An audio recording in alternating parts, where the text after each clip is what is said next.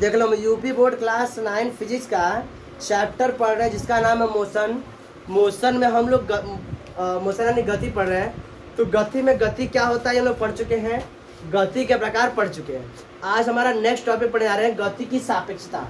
तो गति की सापेक्षता किसे कहते हैं? अभी तक हम लोगों ने पढ़ा है कि हम लोग देखते हैं कि हम लोग अपने आसपास जब क्या करते हैं, वस्तुओं का अवलोकन। अवलोकन मतलब जब वस्तुओं को देखते हैं तो हमें वस्तुओं देखने पर या तो वस्तु देखते हैं कि समय के साथ अपने स्थिति में परिवर्तन करती है तो वस्तु कहलाती गति की अवस्था में है,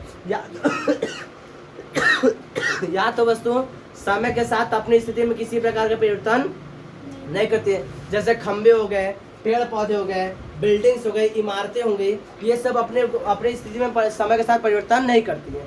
तो हम कहते हैं कि वस्तु किस अवस्था में है?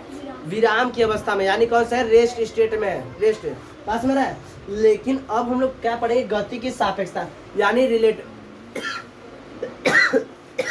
Relativity of the motion. Relativity of the motion. अब यहाँ पर क्या होता है, देखो, रिलेटिविटी ऑफ द मोशन यानी कि मोशन की गति की सापेक्षता कहता है कि इस पूरे ब्रह्मांड में, बस धरती की बात नहीं कर रहा है, धरती में ब्रह्मांड के अंदर आ गया ना, इस पूरे ब्रह्मांड में कोई भी ऐसी वस्तु नहीं है जो पूर्णतः यानी कि निरपेक्ष विराम अवस्था में हो। एब्सोल्यूट रेस्ट स्टेट में ऐसा कोई भी वस्तु नहीं है। इसको साधारण भाषा में समझो।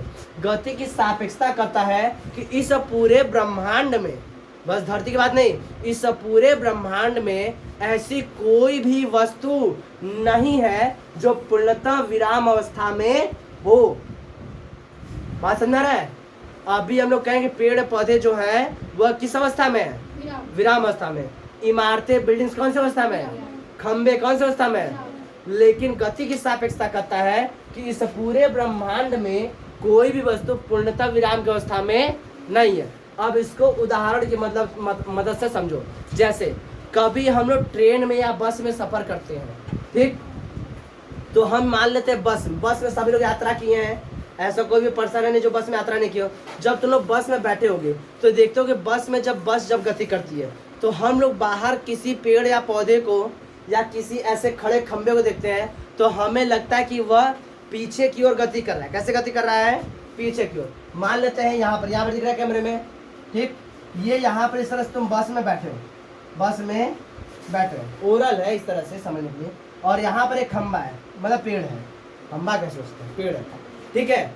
अब बस इधर चल रही है, इस साइड की ओर गति कर रही है, तो हम यहाँ पर बैठ रहते, यहाँ पर ऐसे बैठ रहते हैं तो हमें लगता है पेड़ पीछे की ओर ऐसे गति कर रहा है।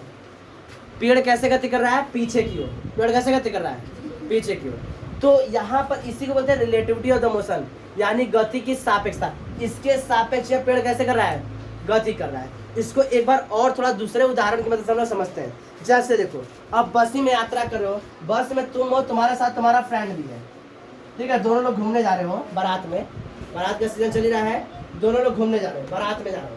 अब देखो, यहाँ पर तुम दोनों आपस में बैठे हो, तो तुम दोनों जब बैठे रहोगे इस तरह से, हाँ, यहाँ पे बगल में तुम बैठे हो, तुम्हारे बगल में तुम्हारा फ्रेंड बैठा है, तुम लोग आपस में दूसरे को देख रहे हो, तुम्हारे स्थितियों में समय के साथ कोई परिवर्तन नहीं आ रहा है।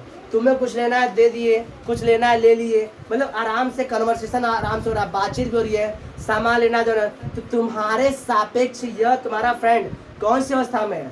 कहोगे विराम अवस्था में है। कौन सी अवस्था में है? और तीसरा तुम्हारा फ्रेंड जो बाहर खिड़की के बाहर बैठा हुआ है, कहाँ पर? बस के बाहर है। कहाँ पर है? बस के बाहर है। अब बस के बाहर इस तरह बैठा और तुमको देख रहा है ऐसे करके, तो लगेगा कि बस के साथ तुम और तुम्हारा फ्रेंड दोनों कौन सी अवस्था में है? गति की अवस्था में। कौन सी अवस्था में? और जबकि तुम्हारे सापेक्ष तुम्हारा फ्रेंड विराम अवस्था में, बाहर खड़े हुए फ्रेंड के सापेक्ष तुम दोनों गति की अवस्था में। अभी तुम तो इसे क्या बोलते हैं? गति की सापेक्षता। तो अभी तुम बोल रहे थे, तुम कह रहे हो कि ये कौन सी अवस्था में है? विराम अवस्था में। तुम्हारा फ्रेंड बोल रहा है बक तुम दोनों गति की अवस्था में हो, नहीं, और फ्रेंड तुम बोले नहीं ये विराम अवस्था में है, और वो क्या बोलेगा? नहीं, गति की अवस्था। ठीक है? इसी तरह अब समझो, अब हम लोग सभी लोग अर्थ पर हैं। अब देखो ध्यान से, तुम सभी लोग बैठे हुए हो, तुम सभी लोग क्या हुए हो? बैठे हुए हो। तुम इस हिसाब से देखा तुम कौन सी अवस्था में हो? विराम अवस्था में।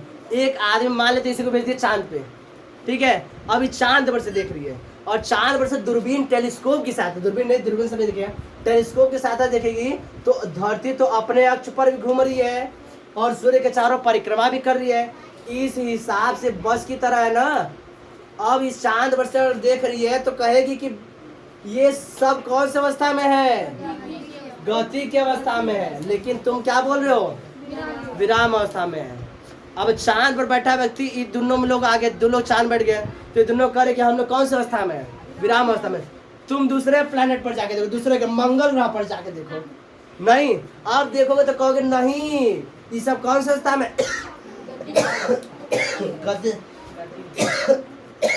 खांसी आने लगी, कौन सी अवस्था में हो, बात समझ रहा है।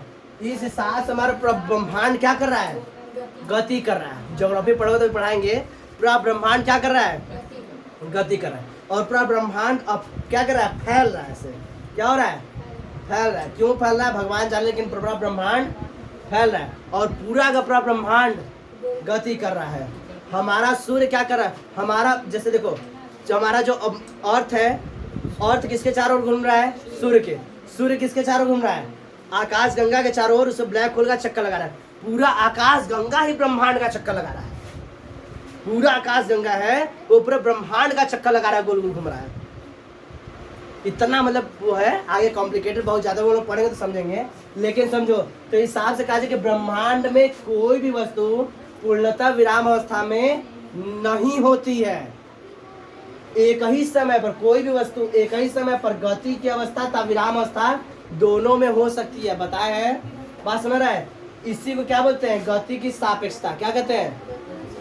और यह कोई भी वस्तु विराम अवस्था में, गति की अवस्था में किसके कैसे समझ में आ रहा है, एक मूल बिंदु ले रहे हो। क्या ले रहे हो, जैसे तुम्हारा फ्रेंड बस में सफर करा था तो तुम यहाँ से देख रहे तो कह रहे थे विराम अवस्था में है, यहाँ पर आगे तो क्या करो, गति की अवस्था में है।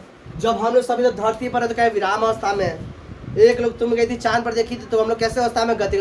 तो जिस बिंदु से तुम वस्तु की गति की अवस्था, या इधर देखो, जिस बिंदु से तुम वस्तु की गति की अवस्था या विराम की अवस्था का अवलोकन करते हो, यानी कहाँ से यह देख रहे हो कि वस्तु विराम अवस्था में है या गति की अवस्था में, उस बिंदु को बोलते हैं मूल बिंदु या स्थिर बिंदु।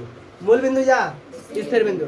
मूल बिंदु या स्थिर बिंदु पर ही निर्भर करता है कि वस्तु विराम अवस्था में दिखेगी कि गति की अवस्था में। बात समझ रहा है। बस क्या कर रही है, या तो बस क्या कर रही है, गति कर रही है। अगर तुम बस में बैठ कर देखोगे तो सारे लोग कैसे दिखेंगे, विराम अवस्था में। बस के बाहर से देखो कैसे दिखेंगे, गति की अवस्था में। बात समझ रहा है। तो मूल बिंदु पर ही निर्भर करता है कि वस्तु कौन सा अवस्था में दिखेंगे, गति की अवस्था में या विराम अवस्था में। ये गति की सापेक्षता समझ में आया। ठीक, क्या पूरे ब्रह्मांड में ऐसे कोई भी वस्तु है जो पूर्णतः विराम अवस्था में हो, नहीं। सारी वस्तुएं एक साथ गति की अवस्था में तथा विराम अवस्था में, दोनों अवस्था में हो सकती है। इसे क्या बोलते हैं, गति की सापेक्षता कहते हैं। क्या कहते हैं, गति की सापेक्षता। स्थिर बिंदु या मूल बिंदु कैसे कहते हैं, वह बिंदु जहां से किसी वस्तु की गति तथा विराम अवस्था का अवलोकन किया जाता है, उस बिंदु क्या बोलते हैं हम लोग, स्थिर बिंदु या मूल बिंदु कहते हैं। कोई भी वस्तु कौन सी अवस्था में, या तो गति की अवस्था में होगी या तो विराम अवस्था में, यह देखने पर निर्भर करता है। वह किस पर निर्भर करेगा, मूल बिंदु या स्थिर बिंदु पर। यहाँ तक इसको कोई दिक्कत समझने में बात सुना। अब इसके बाद हम पढ़ेंगे अदिश राशि तथा सदिश राशि, यानी कि स्केलर और वेक्टर क्वांटिटी। इसको फटाफट लिख लो और डायग्राम बना लो और 2-3 उदाहरण अपने मन से लिख लेना।